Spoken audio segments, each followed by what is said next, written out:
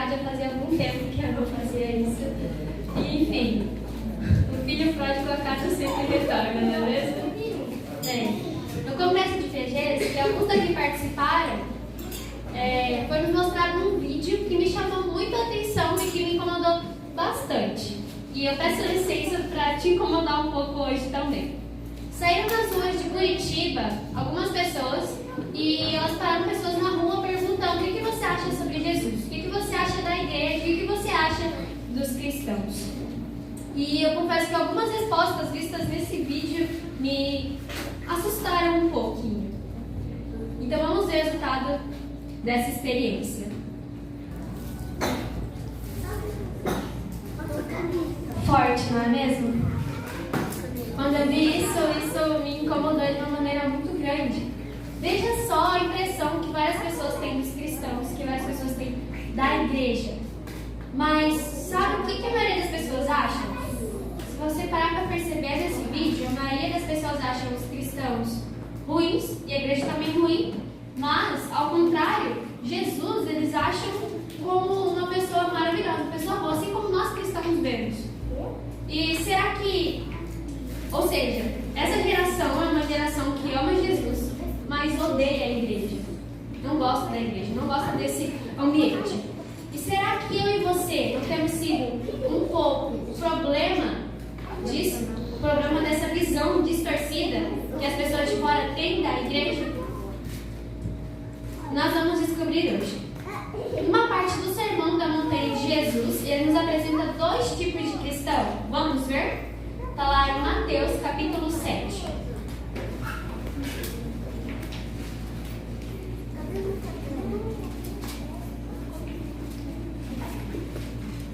Mateus, capítulo 7, versículo 24 ao 27.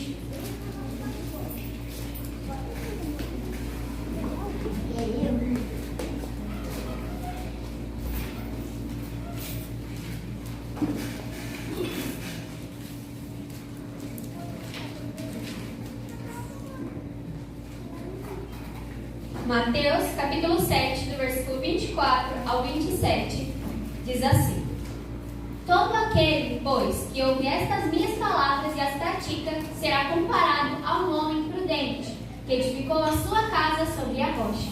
E caiu a chuva, transbordaram os rios, sopraram os ventos e deram com ímpeto contra aquela casa, que não caiu, porque fora edificada sobre a rocha. E todo aquele que ouve estas minhas palavras e não as pratica, será comparado a um homem insensato, que edificou a sua casa sobre a areia. E caiu a chuva, transbordaram os rios, sopraram os ventos e deram com ímpeto contra aquela casa, e ela desabou, sendo grande a sua ruína. Vamos estudar esse texto como uma estratégia de mãe. Primeiro você bate e depois dá o carinho. Vocês perceberam que os dois homens nesse texto construíram casas? A única diferença é que eles construíram suas casas em locais diferentes. Tudo isso porque não adianta o ser humano querer viver sozinho. De uma maneira ou de outra, a gente vai querer se apoiar em alguma coisa, vai querer ter sustentação em algo. Porque nós somos criaturas. Então, de alguma maneira ou de outra, nós vamos querer adorar algo, se apoiar em algo. E se a gente não adorar Deus, se a gente não se apoiar em Deus, a gente vai se apoiar em outras coisas, como seres humanos que são falhos, que nos decepcionam, ou até mesmo em bens, que algum dia se acabam. Ou seja, nada nesse mundo aqui dura infinitamente. E muitas vezes nós nos deixamos levar e nos transformamos qualquer coisa em deuses. Infelizmente, as coisas estão assim atualmente. Deus, em algumas maneiras, ocasiões, se torna tão insignificante que qualquer coisa que existe pode se tornar um Deus. E eles podem até mesmo ter construído a mesma casa com os mesmos materiais, mas em fundamentos diferentes. E é isso que causou a queda de uma casa e que a outra ficasse de pé, apesar das dificuldades, né? Aqui nós aprendemos uma lição, que a gente deve escolher bem onde nós depositamos o nosso tudo. O homem que colocou a sua casa sobre a rocha, ele é chamado de prudente justamente por causa disso. Lá em Salmos capítulo 37 diz: entrega o teu caminho ao Senhor, confia nele e o mais ele fará. E por isso que a casa edificada na rocha, ela não caiu. Porque a rocha é um lugar firme, é um lugar de confiança para você se estabelecer lá, colocar o seu tudo. Já em João capítulo 8 diz que Satanás ele é o pai da mentira. Então ele vai tentar te enganar e fazer você construir a sua casa na areia. Mesmo você vendo, mesmo você sabendo que lá não haverá lugar para se construir, que lá provavelmente a sua casa irá cair, ele vai tentar te enganar desse jeito. Até porque Satanás ele não quer que a gente faça a vontade de Deus.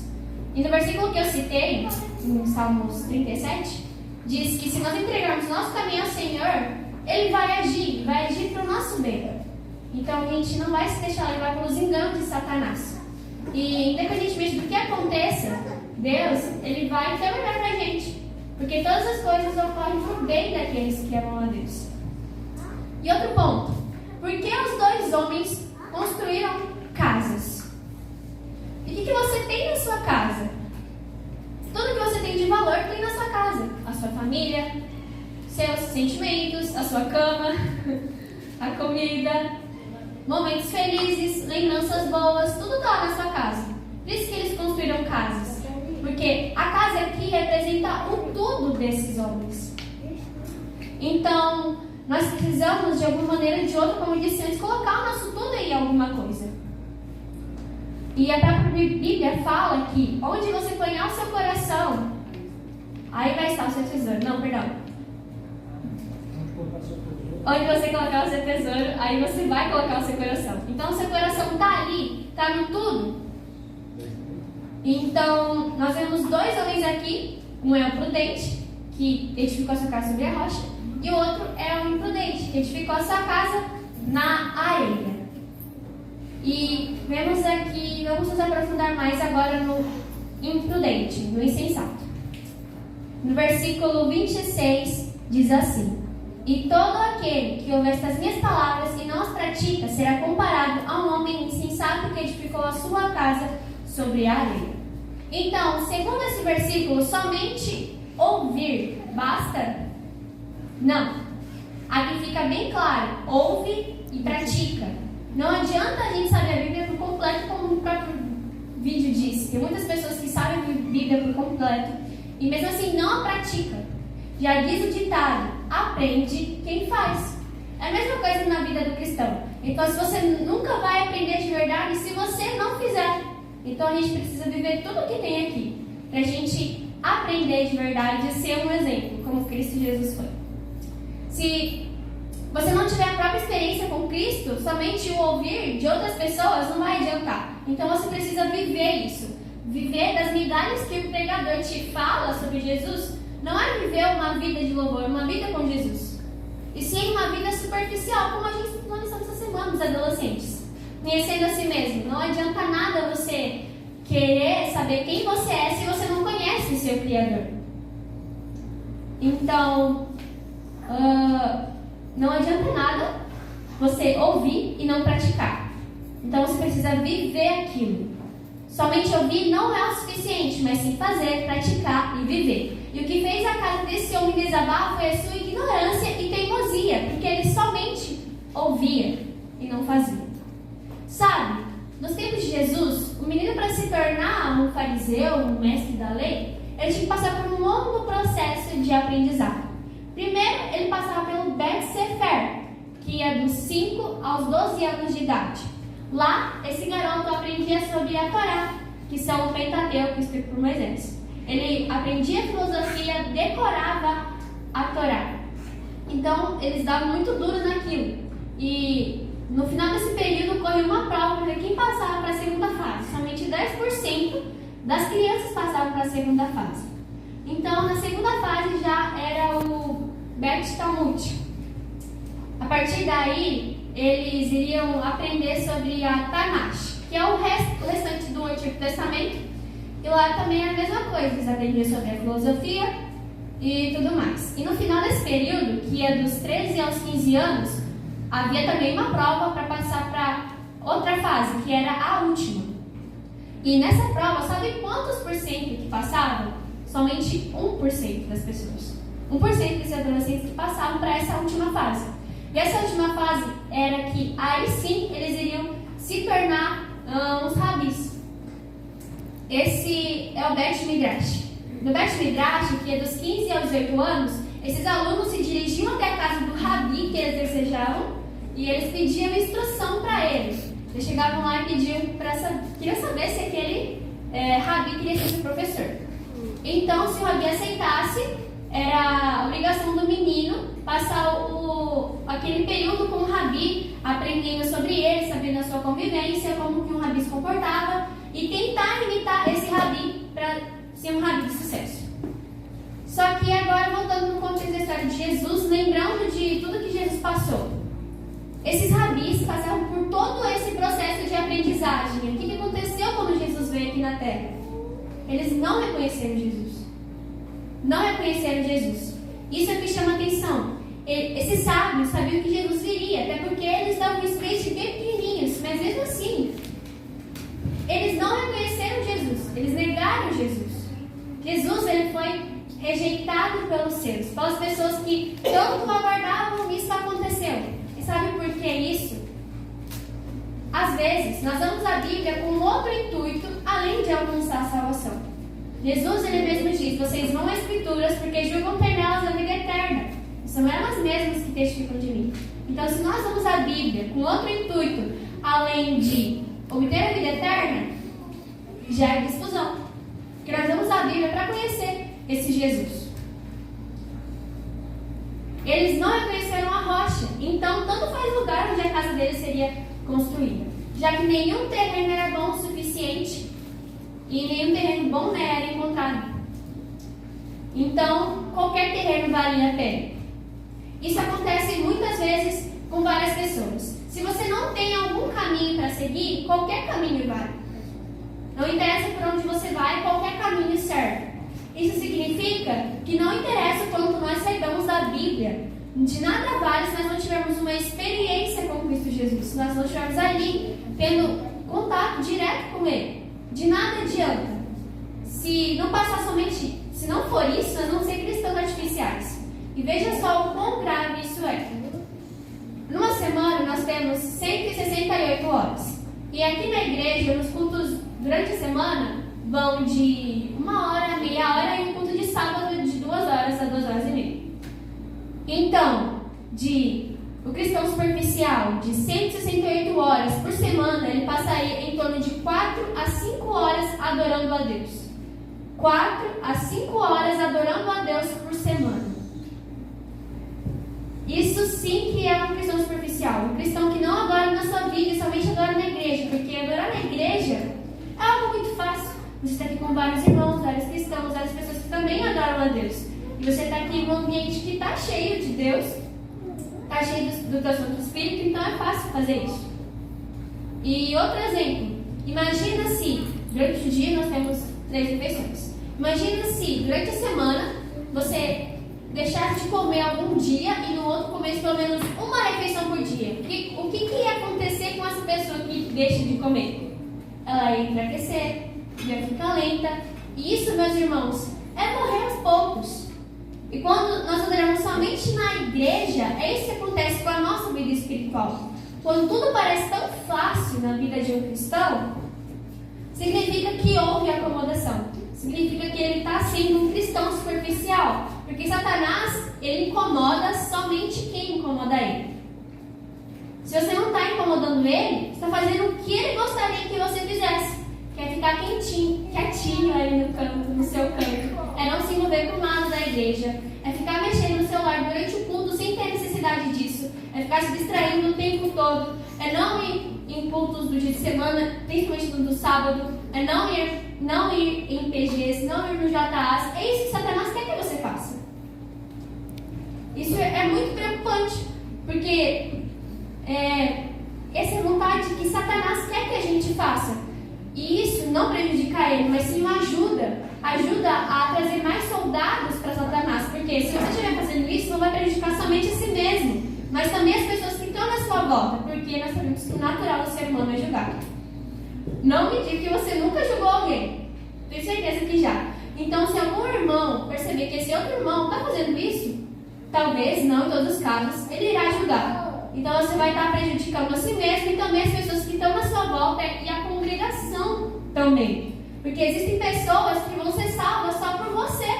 Então, se você não agir, várias pessoas vão deixar de receber a salvação e a culpa também vai ser sua. Ao invés desse cristão próximo pessoas de Cristo, ele só afasta. E ele se encaixa exatamente no que essas pessoas aqui falaram, do lado ruim, né, de alguns cristãos. Que eles só vão às pessoas com interesse financeiro, são maldosas, são falsas, esse tipo de cristão superficial que várias dessas pessoas que nós vimos aqui encontraram. Agora nós aprendemos o tipo de cristão que nós não devemos ser. Aquele que atrapalha o desempenho da sua igreja. Porém, nós vamos falar agora do cristão que nós devemos sim ser. Vamos ler o versículo 24, desse mesmo capítulo que nós estamos. Versículo 24 e 25. Todo aquele, pois, que ouve estas minhas palavras e as pratica, será comparado a um homem prudente, que edificou a sua casa sobre a rocha. E caiu a chuva, transbordaram os rios, sopraram os ventos, e deram com ímpeto contra aquela casa, que não caiu, porque fora edificada sobre a rocha.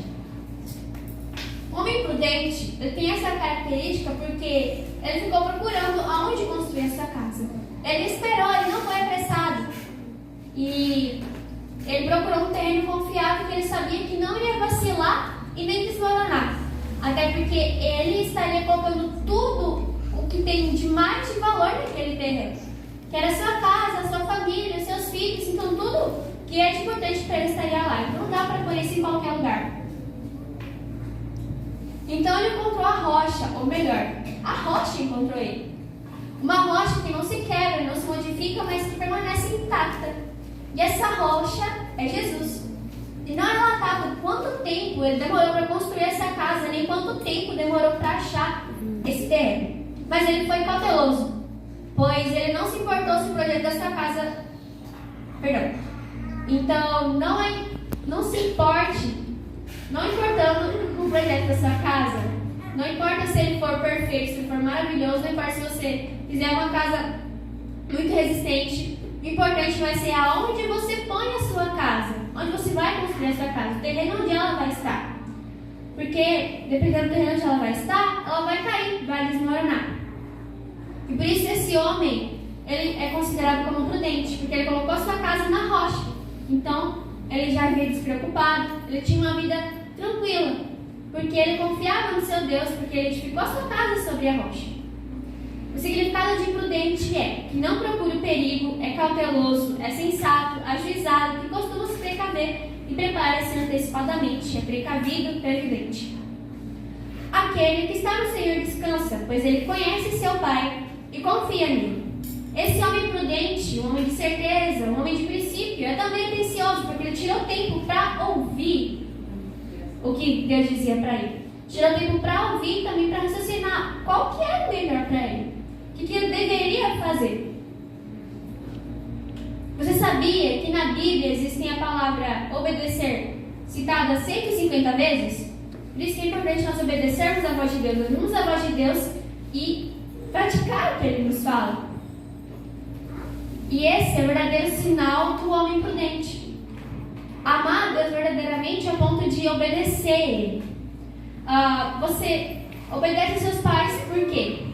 Porque você ama os seus pais. E se você não obedece aos seus pais, é porque tem alguma coisa de errado aí. E porque imagina só, se nós não conseguimos obedecer aos nossos pais e nem aos nossos líderes, se nós conseguimos ver, como nós vamos obedecer a Deus que nós não vemos? Por isso é importante o fato de nós estarmos ali e sempre obedecer. Agora vamos lá em 1 João capítulo 5.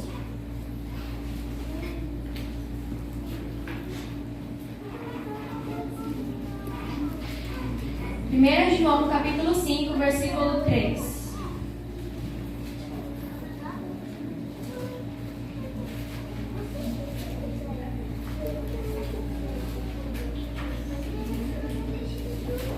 A Bíblia confirma tudo isso que eu falei para você. 1 João, capítulo 5, versículo 3, diz assim: Porque este é o amor de Deus. Guardemos os seus mandamentos. Ora, os seus mandamentos não são penosos.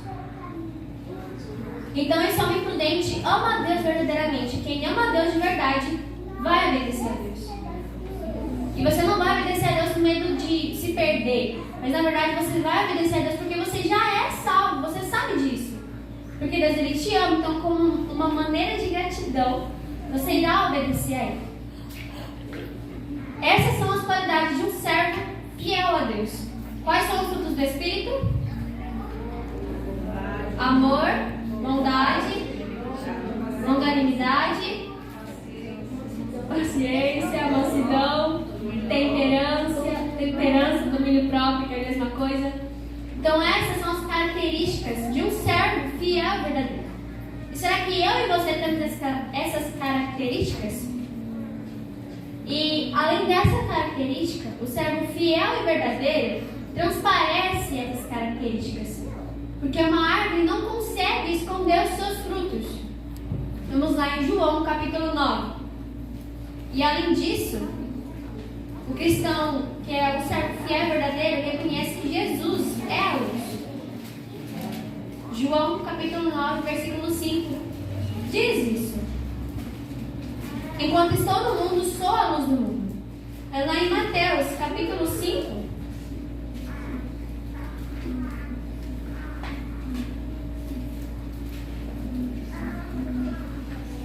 Mateus capítulo 5, do versículo 14 ao 16. Nos diz uma coisa bem interessante também. Perdão, versículo... é esse mesmo, 14 ao 16. Vós sois a luz do mundo. Não se pode esconder a cidade edificada sobre o monte, nem se acende uma candeia para colocá-la debaixo do alqueire, mas no velador.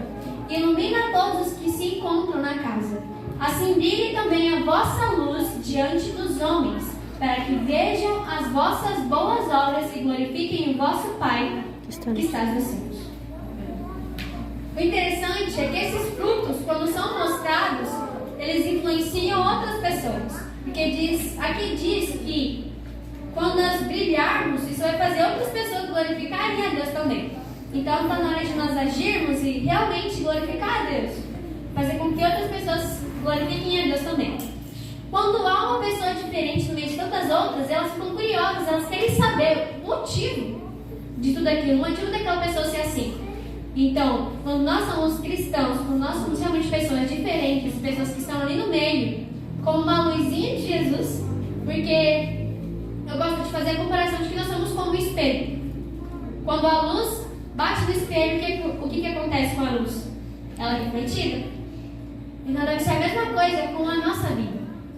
Nós não devemos ser egoístas ao ponto de deixar a palavra só pra gente. Porque a palavra não pertence a nós. É claro que deve estar dentro de nós, deve ser a nossa maneira de viver, mas ela deve ser espalhada. Porque assim como alguma pessoa falou de Jesus para você, apresentou a palavra para você, você deve fazer o mesmo também. Essa é a missão de Cristo Jesus para nós. E nós, como servos fiéis verdadeiros, devemos obedecer a Deus, saber o que Ele tem a nos falar. Para finalizar, vamos em João capítulo 7.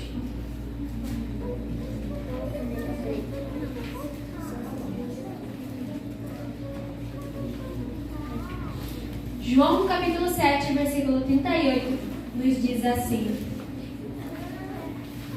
Quem crer em mim, como diz a Escritura, do seu interior fluirão rios de água viva.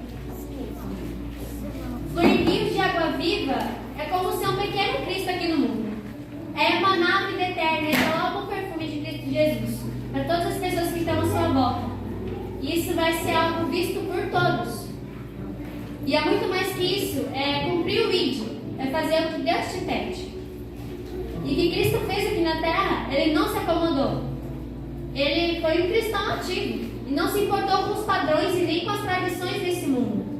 Cristo quebrou os paradigmas desse lugar, quebrou as tradições e se fez o paradigma, se fez o exemplo para a gente seguir. Ao Cristo falar, vem e segue-me, Ele está te convidando para ser igual a Ele. Lembra quando eu falei ali da escola dos rabis? Lá, os próprios estudantes escolhiam quem seria o seu mestre, quem seria o seu rabi, aquele que iria ensinar para ele. Já com Jesus, é diferente. Jesus, ele escolhe os seus alunos. Jesus, ele não se importa se você é bom, se você é ruim. Jesus, ele te quer. Então, ele quer que você obedeça, porque você é filho. Você é escolhido, você é amado. Então, como uma maneira de agradecimento, Jesus, ele quer que você dê a sua vida para ele. E pratique as boas novas de Jesus. Fale sobre Jesus. Não se cale, como eu disse. A Bíblia não pertence a gente, e sim às outras pessoas. Nós sabemos sobre ela, é para a gente proclamar ela, falar sobre ela. Como o homem que edificou a sua casa sobre a rocha, nós devemos ouvir a voz de Deus. Será que nós estamos fazendo isso? Ouvir a voz de Deus e obedecer a Deus? Jesus, ele diz assim: antes, bem-aventurados os que ouvem a palavra de Deus e aguardam. E é isso que difere o verdadeiro cristão do falso, do joio e do trigo. Eles vão estar juntos, eles vão crescer juntos. Mas aquele que obedece sempre vai se sobressair. Porque Deus, ele, em qualquer batalha, em qualquer circunstância, ele está por cima. Ele sabe de tudo, ele sabe o que vai acontecer, ele tem um caminho traçado para a gente. Jesus, quando estava aqui na terra, ele escolheu pescadores, simples homens pescadores, para ser os seus discípulos. E hoje ele escolhe a mim e a você. Pessoas que são comuns, pessoas que aparentemente não tem nada de tão diferente assim, mas ele escolhe a mim e a você para sermos iguais a ele, para sermos uma luz, refletir a glória de Jesus. Então, em que solo que você tem construído? Na rocha que permanece ou na areia que vacila? Por vezes, nós deixamos de receber várias bênçãos, deixamos de cumprir a missão, porque nós estamos teimando em construir a nossa casa na areia. Mas o que falo para você é: vamos sair da areia. Vamos sair dessa areia movediça, mas por areia movediça, quanto mais a gente se mexe, mais a gente afunda. Então, pelas nossas próprias forças, nós não conseguimos sair de lá. Então, deixe que Deus te tire de lá. Permita que Deus te tire desse lugar do pecado, da escuridão que o pecado nos traz, e deixe Deus nos colocarmos na luz. Esse é o desejo profundo do coração de Deus pra gente. Ele quer que eu e você sejamos servos fiéis, e não iguais às outras pessoas, mas diferentes. Sermos iguais a Ele. E na luz, nós vamos ter uma vida diferente, uma vida de louvor, uma vida que agrada a Deus, uma vida missionária. E sabe qual é o segredo? Nada secreto disso? João, ele nos diz, lá no capítulo 3, no versículo 30.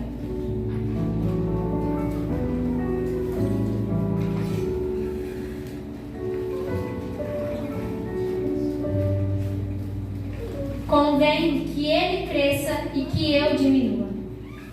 Então, nós precisamos nos encher da glória e da graça de Cristo, para podermos ser servos fiéis, para podermos ser aquelas pessoas que constroem a casa sobre a rocha e que não se abalam, mas permanece firme em qualquer dificuldade e em qualquer circunstância. Então agora eu te convido a ficar de pé e glorificarmos a Deus através do